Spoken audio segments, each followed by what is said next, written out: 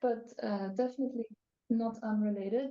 I wanted to spend the last 15-20 minutes on the topic of misinformation.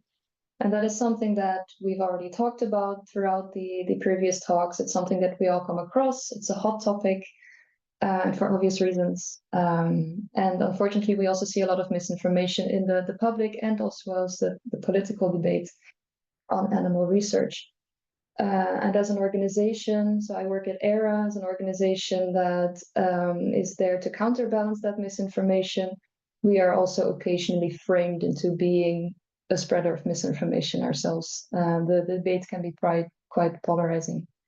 So I wanted to go over what misinformation is, and I brought some examples and some tips on how we could try to deal with this. So let's begin at the beginning. What is misinformation? It could be defined simply as false or inaccurate information, whether this is intentional or unintentional. Disinformation, on the other hand, is deliberately intended to mislead. So that's the difference between those two very similar words. And I think you will all see the danger of this, and you're probably seeing it in practice as well. And also, for example, the American Psychological Association confirms this. They acknowledge that mis and disinformation has been affecting our ability to improve, for example, public health. Misinformation can pop up in different forms, and I think this slide is pretty straightforward. Of course, it can be completely false content that has no basis in any genuine information, but that is probably quite rare. The best lies are actually based on truths, as you might have heard. So what we see much more often, also in the animal research debate, is accurate information that is manipulated or distorted, which is probably often harder to recognize for what it truly is, and is probably more dangerous and more widespread. Some other more subtle forms of misinformation could be imposter content, so where someone pretends to be a trusted source. Misleading content is probably one of the things that you thought about already. Opinions that are presented as facts, not always so easy to immediately recognize for everyone. Accurate information put in a false context. There you can think about misleading headlines that do not accurately reflect the content of the whole piece, and this can, of course, also put people on the wrong foot. Let's also be clear that misinformation is nothing new. It has been around for as long as humans are communicating with each other, so it's definitely not something that has started recently. And AI does probably play a role, as well as internet. I think it is the immense amount of information available to us that really takes this to a different level. But misinformation in itself is nothing new and has been around for centuries, and way longer than that probably. So what makes people believe misinformation? I think that, so one important aspect is insiders versus outsiders. When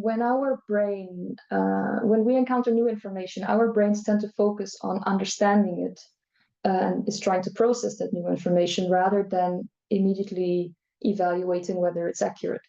So insiders versus outsiders, what I'm trying to say with that is we are more likely to accept information from someone we identify with, someone who we identify as being part of our group, whatever that means in the specific context.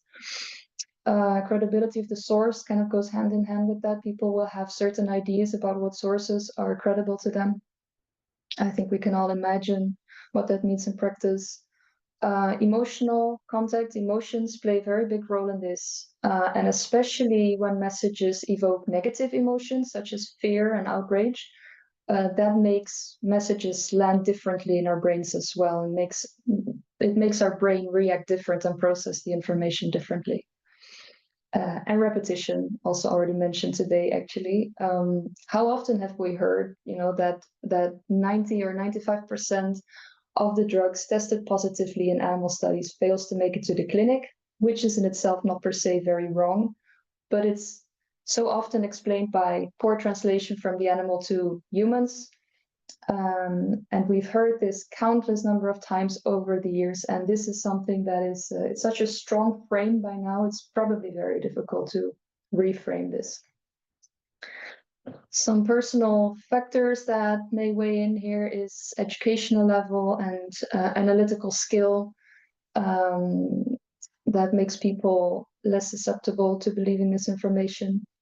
Age is a funny one, actually. So it has been shown that older people are less susceptible to believing misinformation, but on social media, they're more likely to or they're less likely to recognize misinformation and are more likely to spread it. And also, of course, anxiety, this goes hand in hand with these emotions. More anxious people are also more likely to accept misinformation. So, I mean, if I myself, and maybe you feel the same, I can get pretty frustrated when I read false information, especially when it really feels like, or it's very obvious that it's spread in with intent. And you might also just want it to disappear when you read something. But I think most of us will already understand that censorship is rarely the way to go. And why this is, in my eyes, this misinformation and also susceptibility to misinformation, it often stems from real concerns that people have, such as animal welfare in this case, or ethical considerations. Trust in institutions plays a role. So you don't just want to, you want to acknowledge those real concerns and not just cancel them out by censoring misinformation immediately and completely. I do want to note here that trust in institutions and in science, we can say that in most countries this remains high. We see some variation between countries, but we know from surveys that generally the trust is quite high. But when it comes to animal research specifically, we don't really know these numbers. And I think we do also have to acknowledge that historically institutions have been let's say not open and transparent for animal research. So, and there has been a lot of space for opponents to set the tone in the debate and to establish the facts in the debate. So this is something to be aware of, that we as a community have some catching up to do. This is happening, but we still have catching up to do. And I think we also have to be empathic towards people who are skeptical. This, as I said, this comes from real concerns, and we cannot just cancel that out and ignore the fact that these people have these real concerns. And as already mentioned before, we should be transparent in addressing these concerns. Because if we just go out and censor all misinformation that we come across, then we are shutting down the conversation. So we're also shutting the door to these people who see us as the outsiders. They will not take up any of our information. We need to fight misinformation with more information. So censorship can amplify conspiracy theories and growing the distance between different groups. So if censorship is not an option, then that basically leaves us with two main options, which is ignoring misinformation or debunking it. And ignoring misinformation can, in many cases, actually be a good option.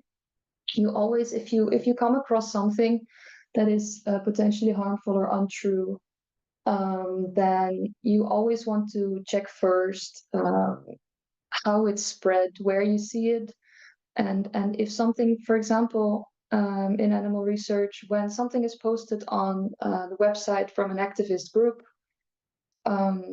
these stories don't always spread. Sometimes they just stay there in their own little bubble and they don't go anywhere. So you don't always per se want to go out and debunk everything, because you might actually do the same as when you censor stuff. You might amplify the story, even though you are backing up your claims and are debunking it. You can still contribute to this story spreading, whereas if you would have done anything, it would have just stayed in its own bubble. You're not going to convince the activists anyway, so if it stays there, no harm is done usually. But maybe in some cases you want to debunk. So let's go through some examples. This is an example from, it's a couple of years ago now. There is this German organization, Doctors Against Animal Experimentation, Ärzte gegen Tierversuche in German. And they have this yearly award, Heart of Stone, that they give to the most cold-hearted animal experiment of the year. And I mean, this is very strong framing, not only of the study in question, but also animal research as a whole. Their description of the study is based on genuine information, but of course, very strongly framed. Their conclusions on the usefulness of the study is distorted. And of course, a lot of important information around the importance is left out. And above all, I think it's a very personal attack on researchers that just crosses some borders here. But it's also obvious that this is a story that will very likely get some attention. So in this year, it was Max Delbrück Center in Berlin, MDC, that was going to receive this award. Doctors Against Animal Experimentations warned them up front, wanted to hand over this award to them. So how did MDC respond to this? They did not ignore it. And we would also not recommend to ignore something like this, because it is, as I said, it's going to attract attention, and ignoring it will make it look like you are admitting it, you're admitting all these false accusations that they come with. So what MDC did do was they had a very extensive press release distancing themselves from what I said, this personal attack. They were condemning that personal attack. So they were not accepting the award, and they were taking distance from all these false claims, and they provided a lot of information. They made sure that people could find information on this study in particular, animal research at their institute in general, and they were standing up for their personnel and for their research. Another thing that they did on the day of the protest, so where the organization was going to hand over the award, they asked their researchers to do the same, to stand up for their accused colleagues by coming out and going into a dialogue with the protesters. So still condemning these personal attacks, but showing that you're open for dialogue. And this is what we recommend in general when it comes to protests. Very often these days they are peaceful. So in many cases, you don't have to be intimidated by protests at a facility, unless there are signs that, you know, the atmosphere is getting more like unfriendly. Go into dialogue with these people, and show that you're the bigger person, that you're open, and that you don't have anything to hide, that you're also a person, and use your empathy. Of course, an obvious place to find misinformation is social media. And I saw some messages before that many people here are hesitant when it comes to posting on social media about animal research. So let's go. You can get all kinds of different comments on social media. And as Ines already said, it is actually quite rare. We post on social media a lot, and we rarely get negative comments. There will always be some, but they're very often not so aggressive anymore. You can get somewhat biased comments, people who seem to be open for dialogue there. Sometimes we have people posting something that is obviously very biased. That's usually people who are in these activist groups. And high frequency, we have very, very few people on social media who post the majority of the comments. So this is what Ines already talked about as well before. Your audience is the silent majority, and you will usually not get very much feedback from them. It's the feedback from the very, very small majority that you get. So don't be too intimidated by that. And then, of course, you can get your aggressive comments as well. So I have some examples. This was a comment I got, and I translated it to English because I mostly get comments in Dutch. And here there is something that is actually about the science of a paper that we posted about. So that is something that you can respond to. And then there is something about an advice from the National Committee in the Netherlands. And this is also something that you may have an opinion on, that you can go into discussion with a comment like this. Then this is another comment on a different post, but from the same person. And this is already becoming a little bit more personal in the sense that they are claiming that this other organization, it's kind of the EARA of the Netherlands, claiming that we are spreading misinformation. We've been getting these claims from this person before. So this is again a different type of thing that you might also want to address. We get very frequent posts from this person, and I've stopped engaging with her completely. So this was also already mentioned before. Don't end up in these back and forth, because I know that if I comment to her, she will keep commenting back. She always wants the last word, and that's just not useful for anyone. So she can post what she wants, and I just leave it. But maybe these kind of statements that we are spreading misinformation, that is something that you then still might want to address. And I think the obvious comments such, this is from a different person, comments such as this, I report, and I would recommend you to do the same. And if you report such a comment for harassment or violence or hate speech, it will also be removed, and I think that's the best way to go. But this is actually very rare, and I actually find this the easiest to deal with, because you just report it, it's gone, and you don't have to think about it anymore. This is a very clear line that they cross. If you're deciding whether or not to respond, I think one other thing to take into account is, so like I said, the frequency. If it's someone who will keep responding, then leave it be. There's no reason to spend your energy on that. If it's an individual, or whether it's an organization, if it's an organization that responds, then maybe you will consider to take it a bit more serious. If it's an individual, you know, someone who just uses their keyboard, they are probably posting everywhere all the time. So those are some of the factors that you may want to weigh in there. But as I said, your real audience is probably silent. So don't be discouraged if you have like low likes or little engagement. That's how social media works, I guess. And then the good old legacy media is quite old school, I guess, by now for certain generations. But now and then you might read something about animal research in the newspaper. And there can be mistakes there too. You know, the good media sources, they will fact check their facts, of course, but still there can be mistakes.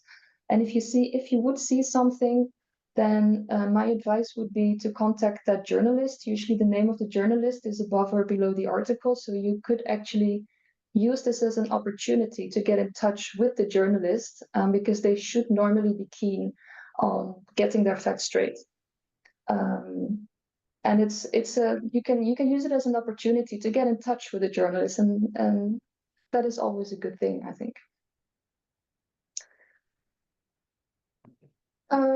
Some framing also, like I said, the wrong context and misleading headlines. This was a European Citizens Initiative with the title Safe Cruelty-Free Cosmetics. But if you read a bit further down, you see modernized science in the EU. Here is a third point, which is again kind of code language for phasing out all animal research. Now this ECI actually made enough signatures so that it would have to be discussed in the EU by Parliament, by the Commission. And of course, our first target audience here is the politicians. I see that I don't have too much time left, so I will not go into too much detail. But here it's simply about engaging with politics and pointing out the dangers of phasing out animal research and research. And yeah, this is something to point out, that it's not about cosmetics. Most politicians will understand, but the general public might not, who voted for this. So inform them about what the signatures would potentially mean and what they maybe don't mean. To close, some general rules of thumb that you might want to remember after this talk. So understanding misinformation, understanding also what arguments are used against animal research. Maybe you know everything you need to know about the type of animal research that you do, and you are probably an expert on that within your science community. But if you're going to be out there with the public, it's good to know what arguments are used and where these arguments come from, because sometimes it's a bit difficult to follow, and yeah, there is a mismatch in how the public communicates and how we researchers communicate. So if you're unsure about posting about animal research, especially, first just get yourself familiar with the debates, and which arguments are used by which groups. And for example, this 90% meme comes from certain papers, and knowing that and knowing where this comes from makes you better at than tackling these arguments. And also understanding the sentiment behind this misinformation, and understanding that these are real concerns. And which concerns do people have? This is something that we don't always think about in our daily work with the animals so actively, but of course it's part of our work, and good to go over this again. Know your target audience, and also know that it's the silent majority, and your audience is not those people that comment. So also don't be too afraid of those people who comment with nasty comments on social media. You're not doing it for them anyway. Deciding whether something deserves attention, like I said, not every piece of misinformation needs to be debunked. One example there was a petition for a ban of animal research in Finland, and it didn't go anywhere. So, people didn't pick up on it. It was not a thing. Don't touch anything that doesn't deserve your attention. And also important and related, do not repeat misinformation without correcting it. If you're going to repeat something, then always spend more time on the correction and on your arguments for the correction than on the misinformation itself. Name the misinformation and then your own story. Choosing the right channel. Of course, trustworthy sources are good, but also if a group is spreading misinformation via a certain channel, if an institute is accused with false accusations, then probably the best channel to debunk them, to correct this misinformation, is the same channel that they use to spread their information, because that way you're reaching the same target audience as they do. Of course, use trusted sources. People already mentioned this. Make sure that your corrections are fact-based and are trustworthy. Next to debunking, there's also pre-bunking. You don't always want to be reacting to things. You also just want to proactively communicate and be ahead of things, or not reacting directly to something. But if, the 90%, for example, that's a general issue. It pops up everywhere now and then. And you don't always have to directly respond, but make your own story about it in a separate occasion, for example. And repetition. Like, repetition helps misinformation. Repetition will also help us keep posting. As a community, we have to stay on top of this and keep communicating about animal research.